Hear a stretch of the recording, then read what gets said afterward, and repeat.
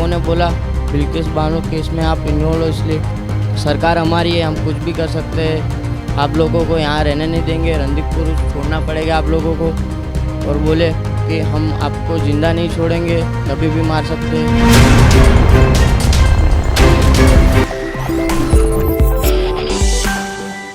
आदाब, नमस्कार, सत श्री अकाल। मैं हूं सहल कुरैशी, देश लाइव में आपका स्वागत है।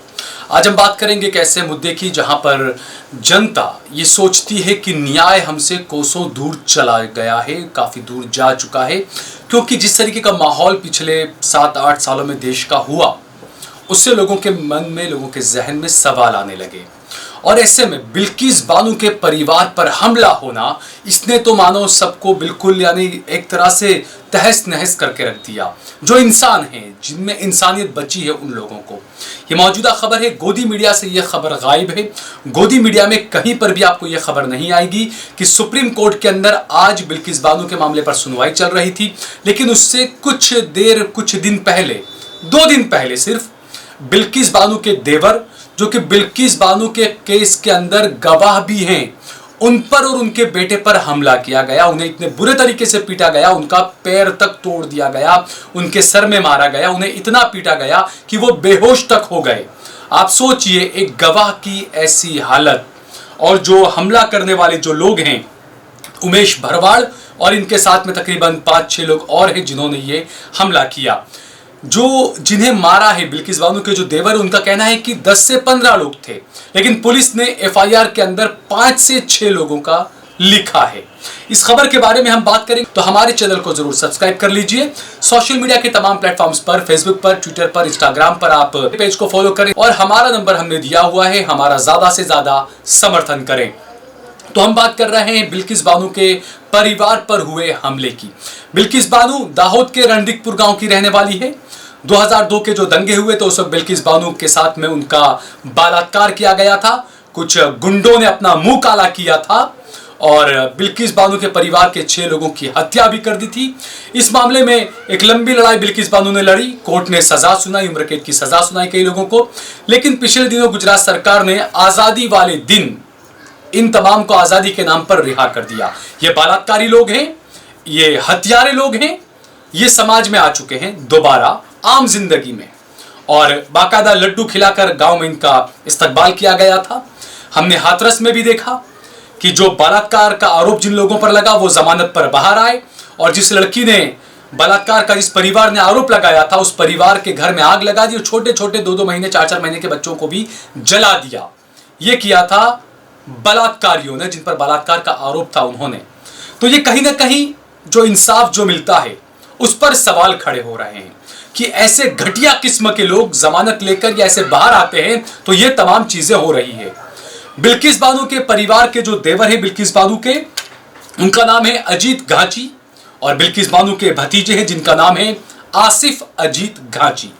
ये दोनों बकरों का कारोबार करते हैं, मवेशियों का लेना बेचना ये कारोबार करते हैं, लीगल काम है और ये कारोबार करते हैं, और इसीलिए ये दाहोद के रणदीपुर गांव के रहने वाले हैं। और ये दोनों 30 अप्रैल के दिन ये दोनों बाप बेटे लीमखेड़ा के हाट बाजार गए थे। जब हाट लगता है, हाट बाजार जो होता है जहां पर मवेशियों की बिक्री, लेना देना बेचना ये सारी चीजें होती है, तो ऐसा ही एक हाट बाजार लगा हुआ था लीमखेड़ा में। तो वहां पर पहुंचे आसिफ और इनके पिता अजीत। और जो गेट पास बनता है, जब जानवर आप लेके आते हैं जाते हैं तो गेट पास बनाना पड़ता है, तो गेट पास का 70 रुपया 60 रुपया कुछ होता होगा। तो अजीत ने, यहाँ पर अजीत घाची ने गेट पास पर जो लड़का खड़ा हुआ था जिसका नाम है उमेश भरवाड़, उसको 500 का नोट दिया और उससे कहा कि जो बाकी का 430 रुपया बचता है वो तुम अपने पास रखो, मुझे बाद में कभी आप दे देना। बस इतनी सी बात को लेकर ये कहना है खुद अजीत घाची का, बिल्किस बानो के देवर का कहना है कि इतनी सी बात कहने के बाद उमेश भरवाड़ ने यह कहा कि आप रणदीपुर वाले हो, आप लोग बहुत कोर्ट जाते हो, आप लोग कोर्ट में बहुत अर्जियां करते हो।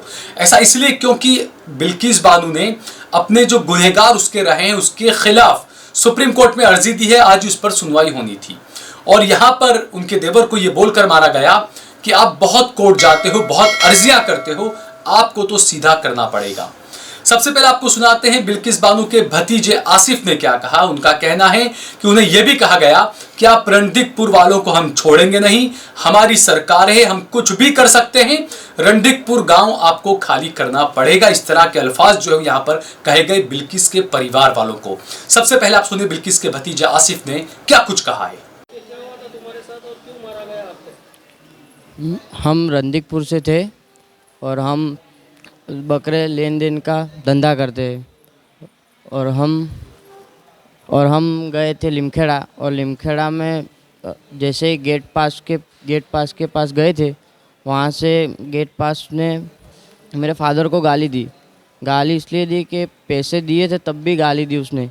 गाली दी पैसे मेरे फादर ने 500 रुपये दिए थे, उसमें से उसने मेरे फादर ने बोला कि 417 रुपये तो वापस जब भी देना चाहे तभी दे देना, लेकिन अभी तू ये रख। तो उसने बोला तुम रणदीकपुर वाले हो, तुम बिल्किस बानो केस में इन्वॉल्व हो, तुम उसके साक्षी हो, इसलिए तुम सब और सब मेरे फादर को सब ने 10-15 लोगों ने सब ने मारा हमको। तो सुना आपने, बिल्किस के भतीजे का साफ कहना है कि वो जो लोग थे 10 से 15 लोग थे, उन्होंने उनको पीटा और इतना पीटा कि उनके पिता तो बेहोश तक हो गए। आप सोचिए, पांव फ्रैक्चर हो गया, बेहोश हो गए।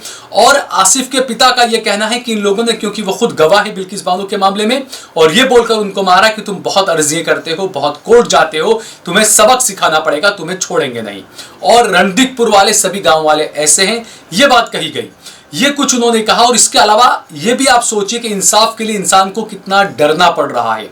मार खाने के बाद ये पुलिस स्टेशन पहुंचे FIR दर्ज कराने, तो पुलिस ने यह कहा कि अभी साहब नहीं है, इसलिए अभी आपकी सुनवाई हम नहीं कर सकते हैं, आप थोड़ा रुकें या बाद में आए।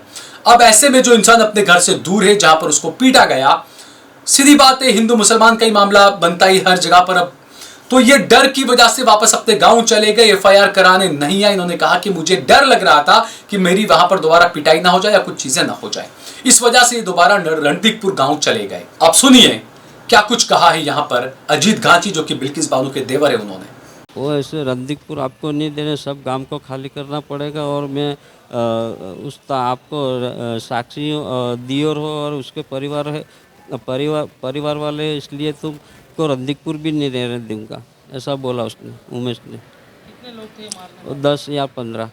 तो सुना आपने, अजीत घांची ने जो बातें कही है, ये कहीं ना कहीं इन्हीं चीजों को लेकर जनता के एक बड़ा जनमानस ऐसा है जिसके जहन में यह बात आती है कि इंसाफ हमसे काफी दूर हो चुका है। और अब तो ऐसा लगता है कि ताकतवर लोगों के सामने इंसाफ लेने के लिए आपको कितना कुछ करना पड़ता है, कितना मुश्किल है आजकल ताकतवर लोगों के सामने इंसाफ के लिए खड़ा रहना। ये इसी तमाम वानगी जो नजर आती है, ये इसी का नतीजा है। यहाँ पर जो चीजें दिख रही है, जो चीजें हो रही है, जो ये कहा है यहाँ पर बिल्किस बानो के देवर ने और भतीजे ने। हालांकि पुलिस की FIR के अंदर ये तमाम चीजों को ये कहें कि नजरअंदाज किया गया। पुलिस की FIR में बहुत मामूली से 154 की कलम लगाई गई है, इसके अलावा दूसरी कोई कलम नहीं लगाई गई। इनको जान से मारने की कोशिश की गई, इन्हें मारने की धमकी दी, जो बातें इन पर की। और उन लोगों ने बोला बिल्किस बानो केस में आप इन्वॉल्व हो, इसलिए सरकार हमारी है, हम कुछ भी कर सकते हैं, आप लोगों को यहाँ रहने नहीं देंगे, रणदीकपुर छोड़ना पड़ेगा आप लोगों को। और बोले कि हम आपको ज़िंदा नहीं छोड़ेंगे, कभी भी मार सकते हैं।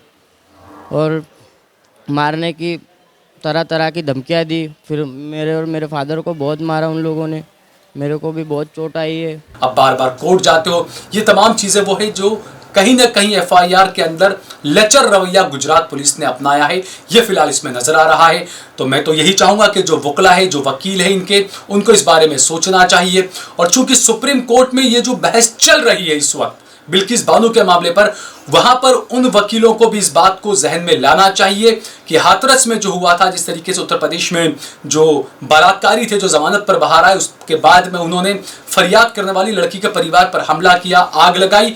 इसी तरीके से बिल्किस के जो आरोपी क्या जो गुनहगार हैं, जिन्हें सजा हुई थी, वो लोग अगर बाहर आ रहे हैं और इस तरीके से उनके परिवार पर हमला हो रहा है, तो यकीनन आने वाला वक्त जो है वो ऐसे परिवारों के लिए ज्यादा खतरनाक है।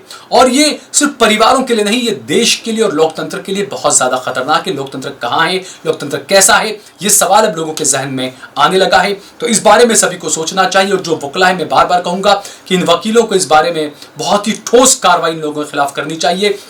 जबकि बताया ये जा रहा है कि अब तक पुलिस ने एफआईआर के अंदर लिखा है 5 से 6 लोग, जबकि जिन्होंने मार खाई है, जिन्हें मारा गया, इतना मारा गया कि ये बेहोश तक हो गए। इनका कहना है कि 10 से 15 लोगों ने उनको पीटा, लेकिन पुलिस ने एफआईआर में लिखा 5 से 6 लोग, और उनमें भी आज 3 दिन हो गए हैं, आज तक सिर्फ एक उमेश भरवाड़ की गिरफ्तारी हुई है, बाकी लोगों की गिरफ्तारी नहीं हो पाई है। अब इनके घर पर बुलडोजर कब पहुंचेगा? नॉर्मल अमूमन ये होता है कि जब कोई मुसलमान व्यक्ति होता है तो पुलिस उसके घर पर पहुंच जाती है, उसके पिता को उठा लेती है, उसके भाई को उठा लेती है, उनको टॉर्चर करती है ताकि वो आ जाए जो भागा है, जो फरार हो चुका है। तो इस मामले के अंदर पुलिस किस तरह का रवैया अपना रही है, ये अपने आप में सवाल खड़े हो रहे हैं। हालांकि मैं ये कहूंगा कि तमाम पुलिस वाले एक जैसे नहीं होते, सिस्टम के अंदर काफी अच्छे पुलिस वाले भी, और कई बार ये होता है कि जो अधिकारी लोग होते हैं वो समझदार होते हैं। कई बार ये होता है कि अधिकारियों को कुछ पता ही नहीं होता कि उनके हाथ के नीचे जो लोग हैं, छोटे मोटे कॉर्पोरेटर वगैरह, वो लोग क्या काम कर रहे हैं, राइटर वगैरह, वो लोग क्या काम कर रहे हैं वो उन्हें पता ही नहीं चलता है। कॉर्पोरेटर नहीं, माफ कीजिएगा, राइटर, जो राइटर होते हैं, पीएसआई होते हैं, तो ये लोग क्या काम कर रहे होते हैं, कई बार ऊपरी लेवल के अधिकारियों को पता तक नहीं होता है।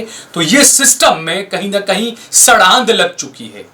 अब ये सड़ांध किसको दूर करनी चाहिए, कैसे दूर करनी चाहिए, ये अधिकारियों को खुद को समझना चाहिए, क्योंकि एक दिन वो आएगा कि आप सबको मरने के बाद कहीं जाकर खड़ा होना है, आपको जवाब देना है अपने पालनहार को कि आपने किस तरीके के काम किए, इंसाफ के लिए आपने क्या किया, ये तमाम चीजें इंसानियत के लिए आपने क्या किया। ये सभी का जवाब सिर्फ आपको ही नहीं, मुझे, हम सबको मरने के बाद जो असली जिंदगी है, जब पालनहार के सामने हमें खड़ा होना है, वहां पर हमें जवाब देने होंगे। तो यहां तो आप कैसे भी जिंदगी गुजार लेंगे, लेकिन वहां पर जो जवाब पर जो पकड़ होगी आपकी, वो किसी के भी बर्दाश्त के बाहर होगी। इस बारे में अभी से आपको सोचना चाहिए। ये वीडियो अगर आपको पसंद आया हो तो इस पर ज्यादा से ज्यादा कमेंट करें, इसे लाइक करें। अगर आपको ये खबर अच्छी लगी हो तो इसके अलावा भी कुछ सुझाव हो आपके पास तो आप हमें सुझाव भी जरूर दीजिए। हमारे चैनल को जरूर सब्सक्राइब करिए। इसके अलावा स्टार बटन दबाकर फेसबुक पर भी हमारा ज्यादा से ज्यादा समर्थन करिए।